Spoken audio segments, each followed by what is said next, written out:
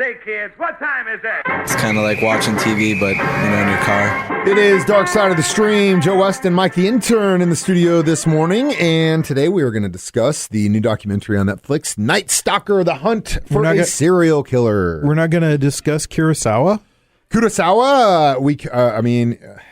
Joe's bringing this up because I set a goal for myself in 2021 to get some culture.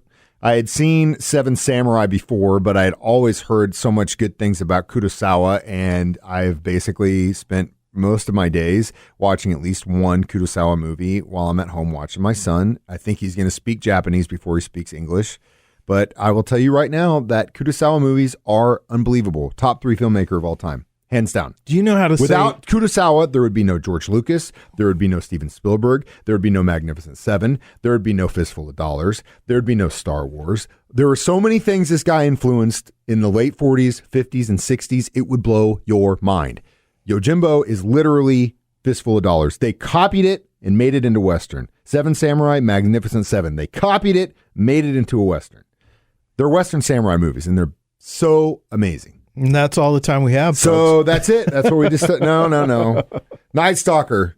You were alive when this was going down. You were scared? Well, it was in California, so no. Well, but at the time there was a lot of serial killer stuff happening. Yeah, I said to my wife when we were watching this, the time to be a serial killer would be the 70s and the 80s. You know why? You know why they think that is? Lead in the gasoline.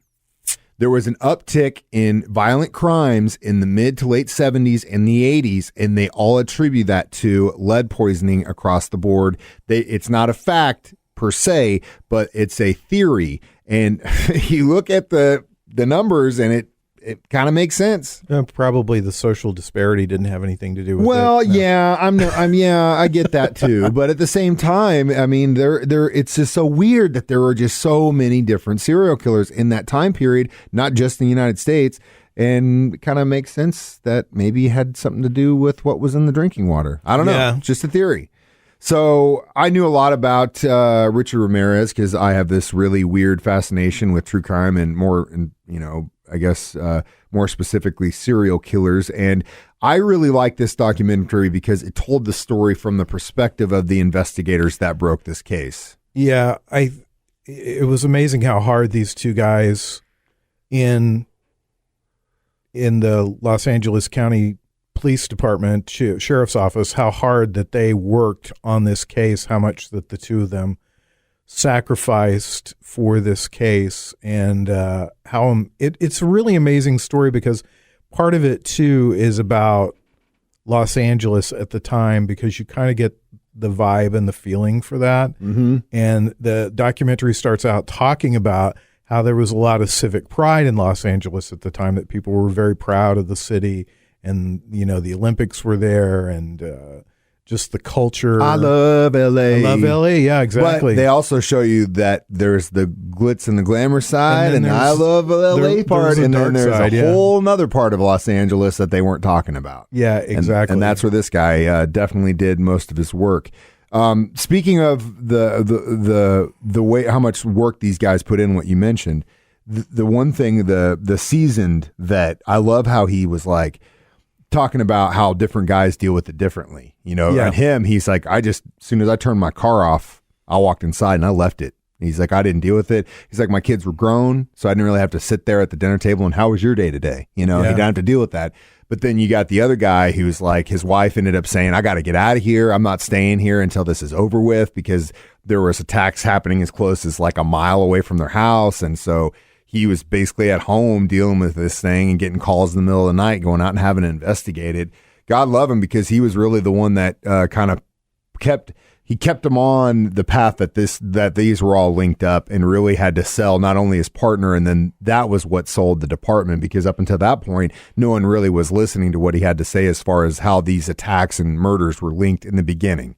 Well, because it was very random, and for him to make the jump that he made, because there were two sets of things going on. There were murders that were happening, and then there were child abductions that were happening. And this guy was the first one to say, these things are linked together. And he was able to make that jump And still, it kind of blows my mind when I think back about watching it, how he made that jump. I mean, it was a great piece of detective work. It was very intuitive, and it took some time for people to actually believe his story. He got written off. You're just a hotshot young kid trying to make a name for yourself. But he was totally right, because Richard Ramirez was evil and very opportunistic. He was going to do whatever he wanted to do whenever he wanted to do it, and there really wasn't any sort of rhyme or reason to it. We'll talk more. The Night Stalker, the hunt for a serial killer, Dark Side of the Stream on 104.7 The Cave. Say, kids, what time is it? It's kind of like watching TV, but, in your car. Joe Westen, Mike the Intern, back in the studio. It is Dark Side of the Stream. So I wish Ned was in here with us right now, because he would love to talk about what I'm going to bring up next, and that is the media. In this case, got almost ruined twice. Once because someone had talked out to a reporter in LA about the link of the shoes, and they did not want that information out there, because if the killer knew that they had a footprint, he would just change his shoes. And that was the only thing that at that point they had to link him to all these cases. She goes in and says, I've got this information. I'm going to break it unless you give me something. So they end up giving her an interview. Okay, so she had something to do, but she sat on it.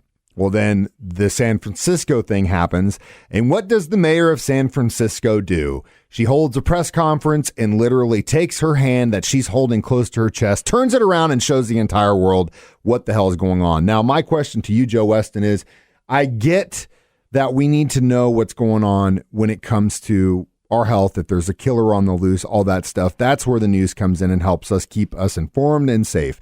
But giving out details about an active case is a horrific thing to do. I don't care who you are.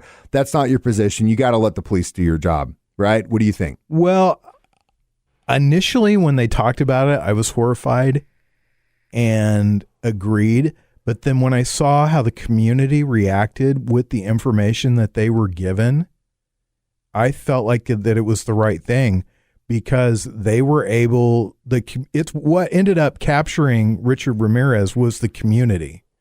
But at that point, they already knew who he was. Yeah. So first you got the whole ball busting incident where the LAPD wouldn't give him the car that they had caught with him. They didn't dust it. And by the time they were actually allowed to try and figure out it had sat in the sun too long, they had no prints. That held him back. That's all territorial. But again, you said it best before we started. It took a cop in San Francisco threatening to beat this guy up to really have him rat on his friend. That's what broke the case. And then they were allowed to get that information out there. And yes, a community found him. They beat the crap out of him. It's awesome. I'm glad they got him. But at the same time, that information that the news stations were putting out there was not going to help anyone keep themselves safe. It was to basically let a journalist say, I've got this information the police don't want to let you know, and here it is. It's not going to save anyone's life to know what kind of shoe this guy's wearing. Yeah, that's true. And that was the link to all the cases. That's the one aspect of it that is true. And Gil, the younger detective in this, he said that they never did find those shoes once that information did come out. Yeah. But it was the release of his picture, the release of how he looked. Well, yeah, and that's again the job of the media. But the press release and the freaking wanting to release the shoe stuff just blows my mind. It's like, who do you think you are? Almost immediately afterwards, though, they were able to catch him, though, because the community just got involved in it. Oh yeah, they wanted a dude done. Especially after what he had done. Now, the other thing the thing that I know weighs heavily on these detectives' hearts, and it's not their fault, is like I said, LAPD had his car. Yeah. And had they actually done their due diligence, there was a line in that documentary where they say, we could have caught him here, and look how many other deaths happened after that. But after the release of the information by Dianne Feinstein, who was then the mayor of San Francisco, I don't think there were any more deaths. I think that they caught him. Well, because that detective in San Francisco did good cop, bad cop on his butt and said, I'm gonna destroy you. I don't care. And he talked. Yeah, exactly. So kind of a bad deal for AC/DC too, huh? Yeah, no kidding. Because one of the things was he was wearing an AC/DC hat. It would be interesting to know how many people Richard Ramirez killed, because there were more people that he didn't admit to that he obviously killed. He was in Arizona. Yeah, he was in San Francisco, and that he traveled on bus a lot. He could have been anywhere and any time. Yeah, and he wasn't a guy that was willing to come forth in information unless he just felt like it. You know, there was when one of the cops had him in San Francisco, he turned around and looked at the cop and said, "Oh, by the way, wouldn't you like to know what happened to those two old ladies at such and such?" And the cop was like, "That's my case." And he's like, "Yep, I did that." So I'm sure there's a lot more that people don't know about that Richard Ramirez is responsible for. You know, there was for a long time he always denied he didn't deny the killings, but he denied the children abductions, and a lot of the groupies, if you will, which just blows my mind. Yeah, that blew my mind. My yeah, God, blew my dude, mind. Get a life. He eventually marries one of these girls, and she stayed married to him until 2009, when they finally locked him in DNA evidence to the abduction and rape of a 9-year-old girl. And that's what caused her to be like, oh, okay. Which, yeah, it's horrific. But he also killed all these other people, too, and that was fine.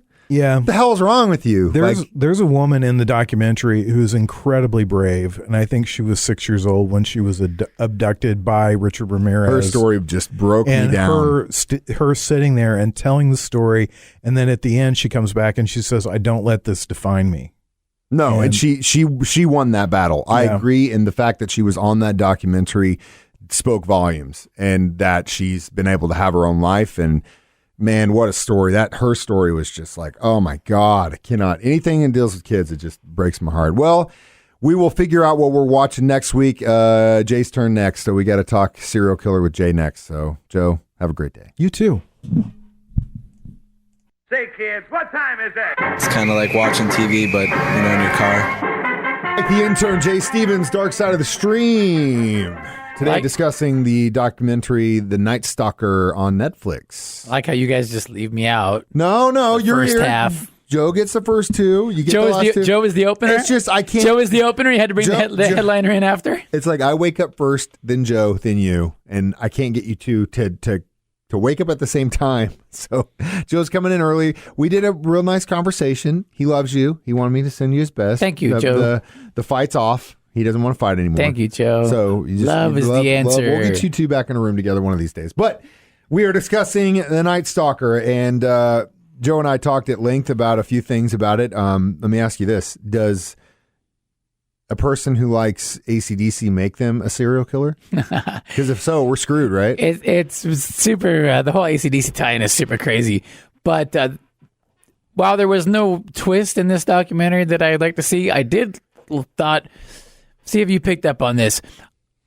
They did something really cool in this one that I haven't seen done before. They took pictures, like crime scene pictures, and then they digitally created that in a 3D form of a room. Mm-hmm. Rotoscope, basically. Yes, very trippy like how they did that. Kind of thing, yeah. They took old crime scene pictures, and then they basically built it into a room form. I thought that was pretty cool.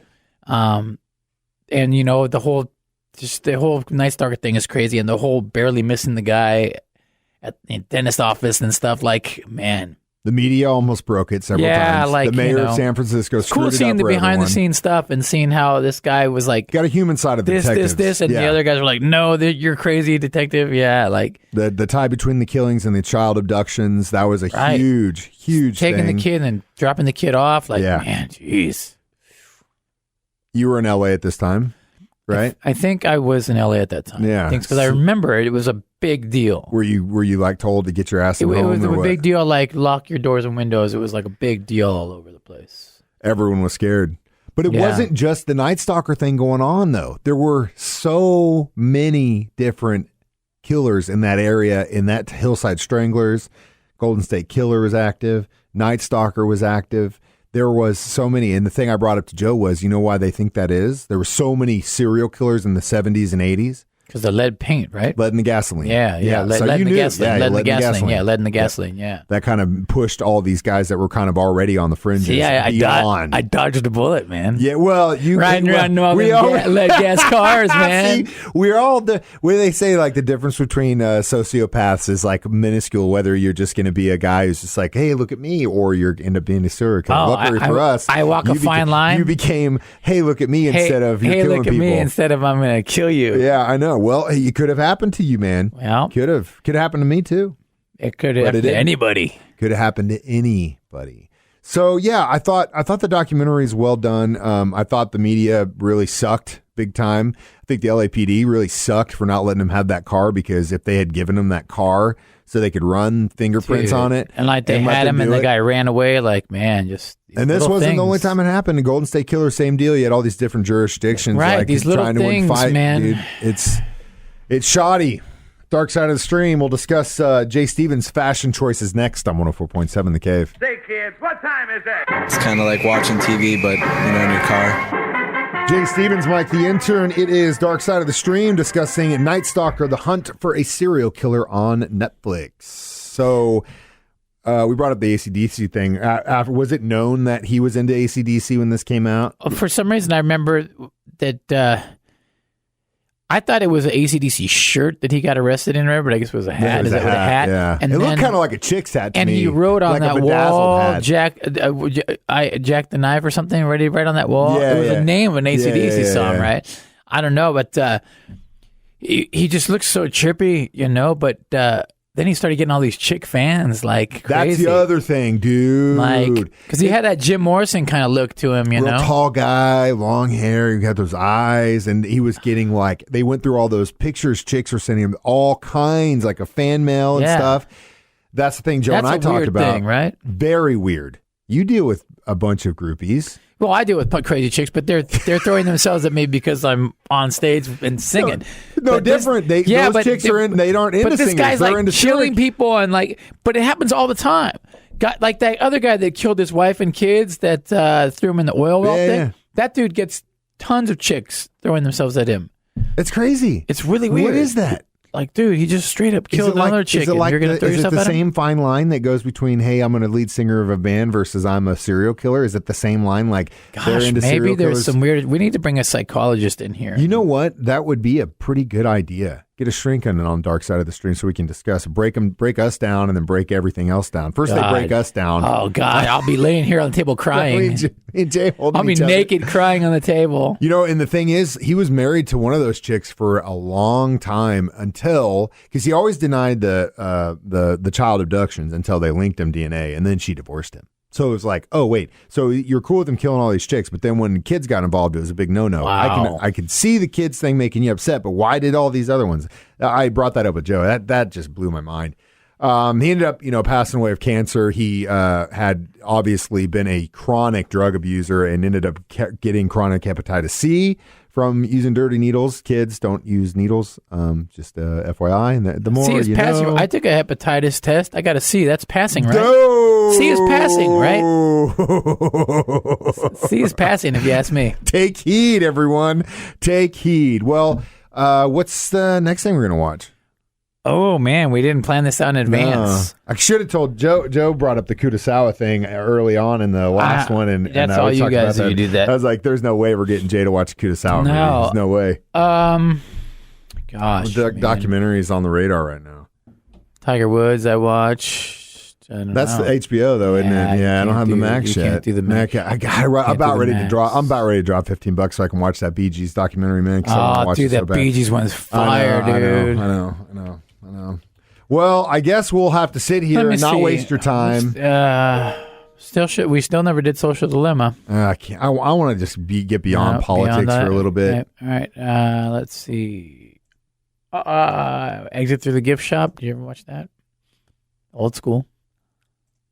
The gift shop. Exit Through the Gift Shop. Oh yeah, I saw that a long time ago. Yeah. Hold on, let me log in. All right. I started to watch according to Netflix right now, number 7 movie in the country as far as watched is Crack: cocaine, corruption, and conspiracy. And anytime we can talk about crack cocaine, I'm in. So Y'all let's got do any it. of that crack?